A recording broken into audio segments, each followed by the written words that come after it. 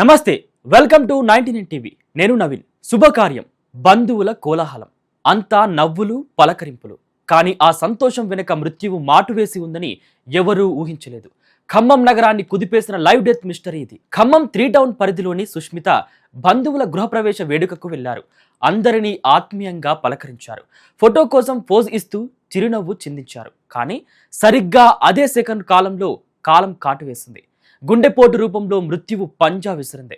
Live లో ఉండగానే ఆమె ఒక్కసారిగా కుప్పకూలిపోయారు. చుట్టూ ఉన్నవారు తేరుకునే లోపే జరగరాని నష్టం జరిగిపోయింది.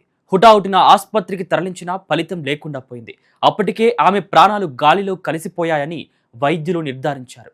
కంటికి కనిపించని ఈ సైలెంట్ కిల్లర్ దెబ్బకు ఆ గృహప్రవేశం కాస్త విషాద గృహంగా మారిపోయింది. ఈ దృశ్యాలు సోషల్ మీడియాలో వైరల్ అవుతున్నాయి.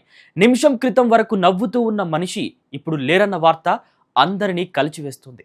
జాగ్రత్త, ప్రాణం ఎప్పుడు ఏ మలుపు తిరుగుతుందో ఎవరికీ తెలియదు.